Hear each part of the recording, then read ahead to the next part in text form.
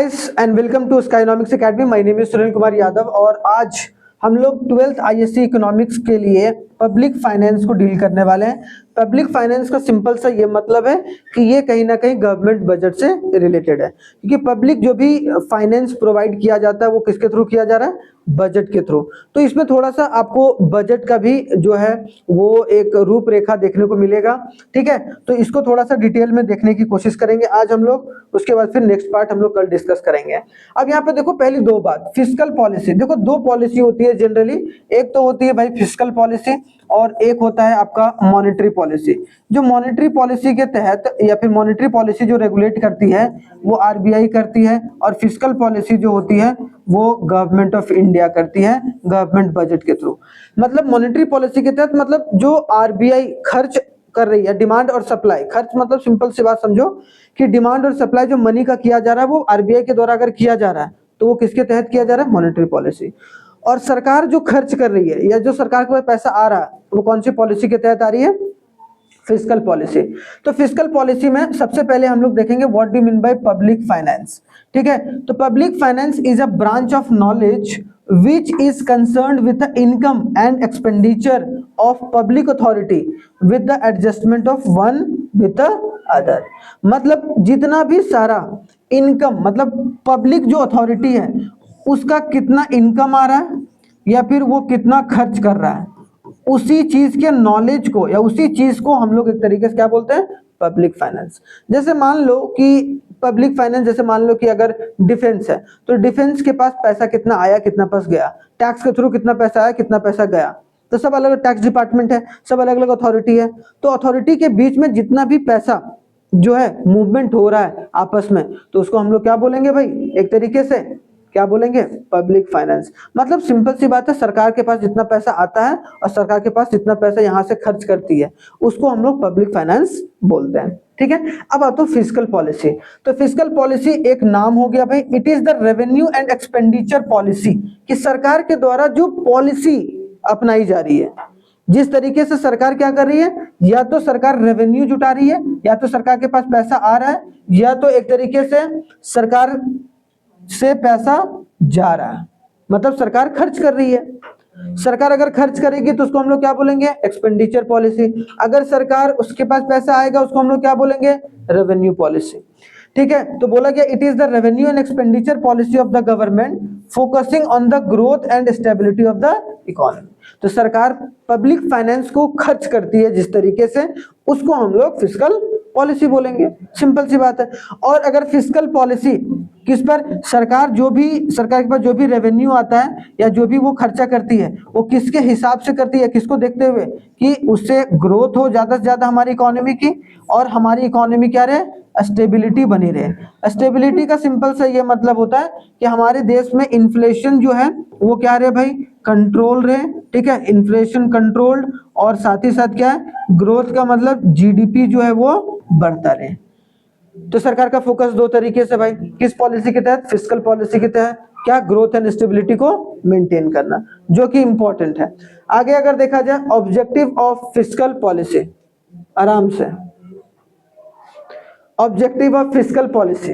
अब देखो यहाँ पर पहला क्या बोला गया है, सरकार जो भी खर्चा करती है या जो भी सरकार के पास पैसा आता है वो किस मोटिव से करती है खर्चा, जनरली ताकि हमारे देश में क्या बना रहे, इकोनॉमिक स्टेबिलिटी बना रहे। मतलब ऐसा ना हो कि हमारी इकोनॉमी बहुत ऊपर जा रही है फिर अचानक से बहुत नीचे आ जा रही है। हमारी इकोनॉमी जो स्टेबल रहे, धीरे धीरे करके बढ़ते रहे, वो बहुत इंपॉर्टेंट रोल प्ले करेगा, ठीक है, इंपॉर्टेंट है जो कि समझना है। It requires the cyclic fluctuation with a boom and depression, with a cyclic fluctuation with a boom and depression, ठीक है। तो यहाँ पर क्या, बूम का मतलब क्या हो गया, इकोनॉमी एक बार मान लो कि 20% से इस महीने जो है इकोनॉमी बढ़ गई, अचानक से मान लो कि इकोनॉमी फिर 2% पर आ गई, तो इससे क्या होगा, बिजनेस को बहुत ज्यादा घाटा होगा। तो सरकार कभी भी ऐसा नहीं चाहती, सरकार चाहती है कि स्टेबल रहे, ठीक है। तो ये काम है। दूसरा है टू अचीव फुल एम्प्लॉयमेंट, सरकार ये चाहती है कि जितने लोग नौकरी चाह रहे हैं उन सब सारे लोगों को नौकरी दिया जाए, ठीक है। मतलब क्या, attainment of objective of full employment means the economy is able to produce the maximum level of output with the available resource, कि सरकार के पास जितना भी रिसोर्स है उसका इस्तेमाल करके वो maximum level of output maximum level of output है वो क्या कर सके, बना सके। इसका तो यही मतलब है कि नहीं, कि जितना रिसोर्सेस है उसका इस्तेमाल करके उतना प्रोडक्ट वगैरह वो बना सके। इकोनॉमिक ग्रोथ पर फोकस कर सके, मतलब क्या, लोगों के स्टैंडर्ड ऑफ लिविंग को बढ़ाया जा सके। और स्टैंडर्ड ऑफ लिविंग, लोगों का स्टैंडर्ड ऑफ लिविंग कब बढ़ता है भाई, जब इकोनॉमी में पर कैपिटा इनकम बढ़ता है। पर कैपिटा इनकम मतलब total income by total population. Per capita income बढ़ता है और एक तरीके से हमारा साथ ही साथ क्या बढ़ता है, पर कैपिटा इनकम के साथ जीडीपी। ठीक है, अगर जीडीपी भी बढ़ रही है, पर कैपिटा इनकम बढ़ रही है, तो जनरली हम लोग उसको क्या बोलेंगे भाई, इकोनॉमिक ग्रोथ हो रही है। ठीक है, चौथा चीज क्या है, प्राइस स्टेबिलिटी। एक तो इकोनॉमिक स्टेबिलिटी है और दूसरा प्राइस स्टेबिलिटी। प्राइस स्टेबिलिटी का मतलब क्या हो गया भाई, इन्फ्लेशन वगैरह ना हो, पैसा ऐसा ना हो कि जो दाम वगैरह चीजों का बहुत ज्यादा बढ़ जाए या बहुत ज्यादा कम हो जाए, क्योंकि दाम बढ़ेगा उससे कंज्यूमर को घाटा है, दाम कम होगा उससे प्रोड्यूसर को घाटा है। तो ये दोनों कभी भी नहीं चाहेगा, चाहेगा कि दोनों एक तरीके से मेंटेन में रहें। Reducing the inequalities in the income and wealth. सरकार, जानते हो आप कि सरकार क्या करती है भाई, जिसका इनकम ज्यादा रहता है उस पर टैक्स जो है वो क्या ज्यादा देते हैं भाई वो लोग, और जिसका इनकम एक तरीके से कम होता है वो टैक्स क्या है, एक तरीके से कम देते हैं। इसका सीधा सा मोटिव क्या रहता है कि जो ज्यादा पैसा कमा रहे हैं वो ज्यादा टैक्स दे, ताकि हमारे इकोनॉमी में क्या हो सके, इनइक्वालिटीज कम हो पाए, जो इनकम का गैप है वो धीरे धीरे करके क्या हो पाए, कम हो पाए। ठीक है, तो ये 5 थे जो कि एक तरीके से ऑब्जेक्टिव था फिस्कल पॉलिसी का। ठीक है, अब देखो आगे, instrument of fiscal policy. Fiscal policy के क्या क्या इंस्ट्रूमेंट रहते हैं, तो सरकार, पहला जो है पब्लिक रेवेन्यू, मतलब रेवेन्यू पॉलिसी। सरकार के पास रेवेन्यू पॉलिसी होती है कि सरकार पैसा कहां कहां से इकट्ठा करेगी। ठीक है, दूसरा ये पॉलिसी रहती है कि पब्लिक एक्सपेंडिचर, सरकार जो है वो खर्चा कैसे करेगी, सरकार पे जो पैसा आएगा वो खर्चा कैसे करेगी। तीसरा जो रहता है पब्लिक बोरोविंग, मतलब क्या, सरकार कितना कर्ज लेने वाली आने वाले समय में।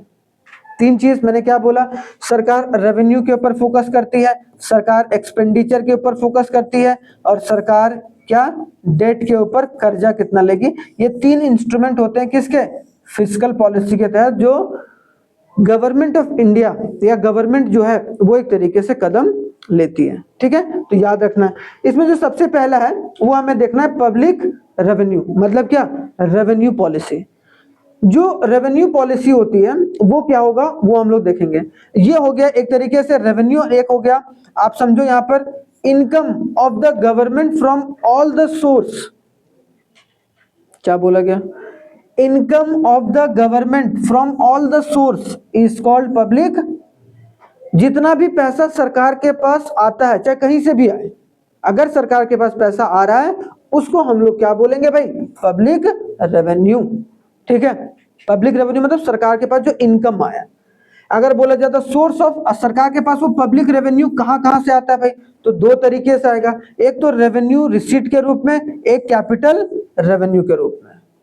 समझ में आ रहा है, रेवेन्यू अभी बताएंगे रेवेन्यू रिसीट में क्या क्या आएगा और कैपिटल रेवेन्यू में क्या क्या आएगा। एक तो रेवेन्यू मतलब रेवेन्यू रिसीट के रूप में और कैपिटल रेवेन्यू के रूप में।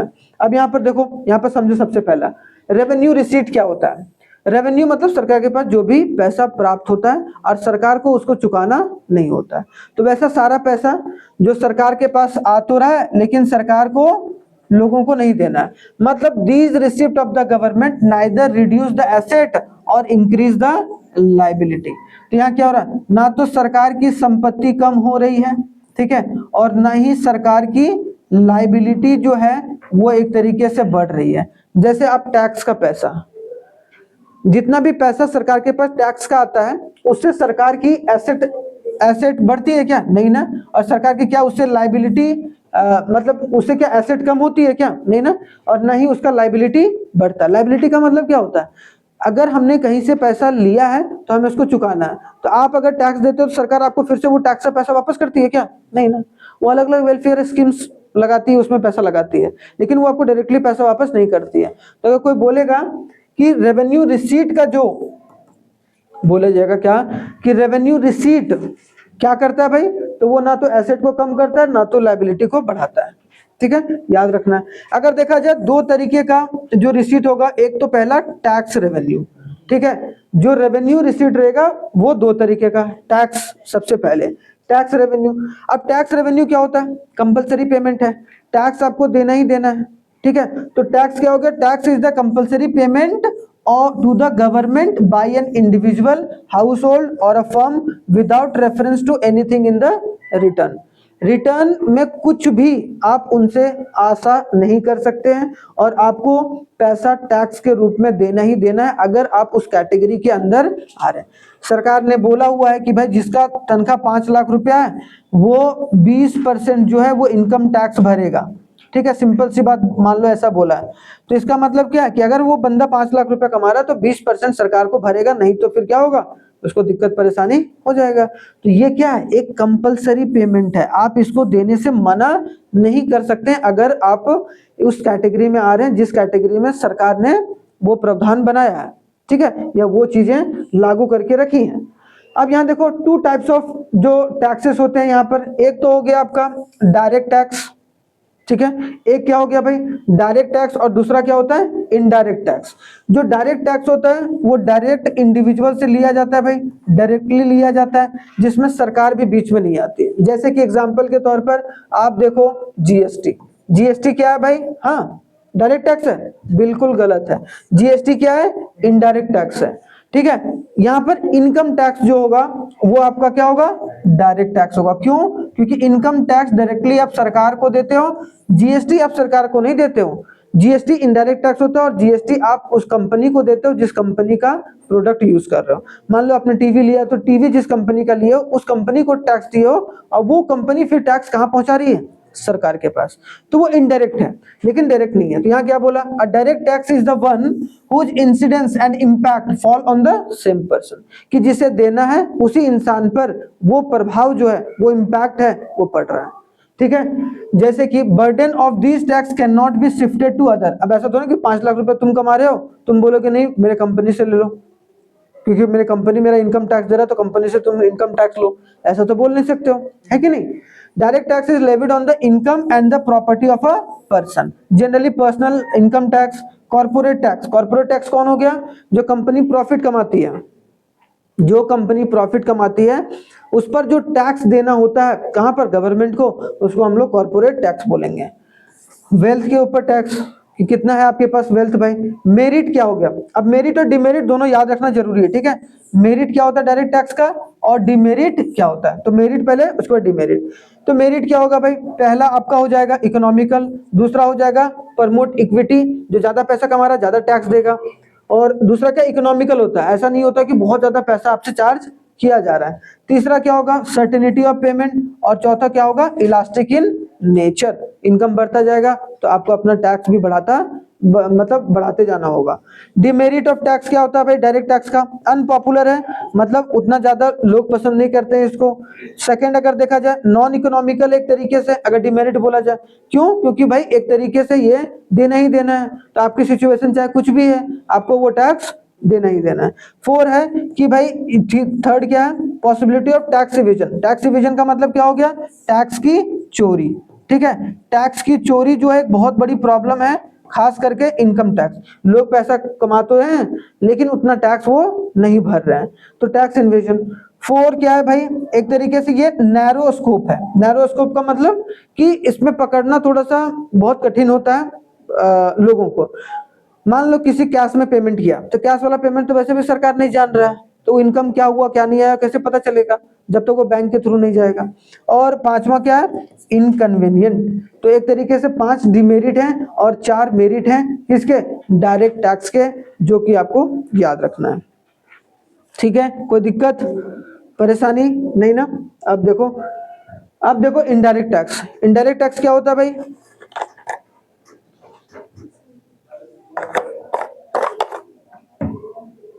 देखो इनडायरेक्ट टैक्स क्या होता है? Indirect tax is the one whose incidence and impact fall on the different person. जैसे मैंने क्या बताया, आपने चिप्स का पैकेट लिया भाई, चिप्स का पैकेट मान लो कि आपने किसका लिया? कुछ लेज। तो लेज वाली कंपनी को आपने पैसा दिया, आप कंज्यूमर हो, ठीक है, आप कंज्यूमर हो, आपने इसको 10 रुपया दिया। अब मान लो इस पर वो 1 रुपया टैक्स जो है वो गवर्नमेंट को दे रही है। तो आप नहीं दे रहे हो, आप दे रहे हो आप ही, लेकिन एक्चुअल में वो पहुंचा कौन रहा है? लेस के थ्रू वो कंपनी जो है वो सरकार पर पहुंचा रही है। हाँ, प्रॉफिट के ऊपर मतलब जो उसका मेन प्रॉफिट है, मतलब जो पूरा काट बांट के जो बचा, मतलब रेवेन्यू मतलब सब चीज हटा के, पेमेंट सब हटा के जो पैसा बचा, तो वो तो देना बनता है भाई। पहला ये कन्वीनियंट है, दूसरा इक्वालिटी को प्रमोट, तीसरा है इलास्टिक होता है, फोर्थ लेस चांस ऑफ, यहाँ पर टैक्स इवेजन नहीं कर सकते, क्यों? क्योंकि सरकार को पता रहेगा भाई आप कितना माल बेचे हो, ठीक है, लगभग समय, क्योंकि प्रोडक्शन कितना हो रहा है आपको तो वो दिखाना ही पड़ेगा, क्योंकि खर्चा तो दिखाओगे ना, और खर्चा दिखाओगे, कोई कंपनी बताती है ना भाई कि मैंने 5 लाख करोड़ का चीज बनाया, ठीक है, आप 5 लाख करोड़ का चीज बनाए हो, तो वो पैसा कहाँ से आया, कैसे नहीं आया, वो सब सारी चीजें सरकार के पास रहती हैं। तो यहाँ पर थोड़ा सा टैक्स की चोरी थोड़ा सा आसान नहीं होता है, ठीक है। अगर डिमेरिट देखा जाए तो रिग्रेसिव है। रिग्रेसिव का मतलब क्या हो गया भाई? रिग्रेसिव का मतलब होता है कि चाहे अंबानी हो, चाहे अडानी हो, चाहे आम रिक्शा वाला हो, नमक के ऊपर लेस के ऊपर मान लो 1 रुपया का टैक्स है, तो अंबानी भी खरीदेगा तो 1 ही रुपया का टैक्स देगा ना। तो रिग्रेसिव मतलब चाहे आपका इनकम कुछ भी है, आपको जीएसटी उतना ही देना पड़ेगा। अगर 20 रुपये का बोतल का पानी ले रहा है, तो 20 रुपये का बोतल पानी पर जितना टैक्स लगेगा उतना टैक्स एक आम जनता भी भरेगा, और वो अंबानी भी सेम टैक्स भर रहा है, इनकम इसमें कोई लेना देना नहीं है। दूसरा रहता है अनसर्टिनिटी ऑफ पेमेंट, पेमेंट की अनसर्टिनिटी बनी रहती है, क्योंकि लोग एक तरीके से उधार वगैरह बहुत चलता है, नॉन इकोनॉमिकल रहता है।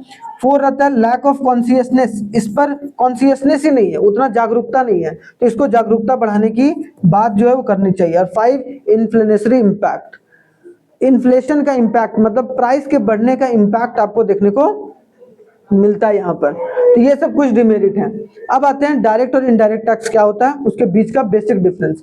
हमने सारा चीज पढ़ा दिया भाई कि डायरेक्ट टैक्स में क्या होता है, इनडायरेक्ट टैक्स में। तो ये वाला पूरा जो स्लाइड है वो आप एक तरीके से देख सकते हो। जैसे देखो यहाँ पर एग्जांपल में बता देता हूँ, जीएसटी हो गया, वैल्यू एडेड टैक्स हो गया, सेल्स टैक्स हो गया, इनकम टैक्स हो गया, वेल्थ टैक्स हो गया, कॉर्पोरेट टैक्स हो गया, ये सब क्या हो गया, डायरेक्ट टैक्स। और इनडायरेक्ट टैक्स जो फाइनल बर्डन सेम पर्सन पर नहीं पड़ता है, और डायरेक्ट टैक्स में सेम बर्डन सेम पर्सन पर पड़ता है जो एक तरीके से पेमेंट कर रहा है। तो इसको थोड़ा सा आप देख लीजिएगा, अपने आप में इंपॉर्टेंट है, ठीक है। तो आई होप सो आपको समझ में आ गया होगा, और मिलते हैं कल नेक्स्ट क्लास में, जहां पर हम लोग और भी सारे कॉन्सेप्ट को मतलब पब्लिक फाइनेंस से समझने की कोशिश करेंगे। थैंक यू वेरी मच, जय हिंद। मिलते हैं नेक्स्ट क्लास में, तब तक आप लोग अपना ध्यान रखिए।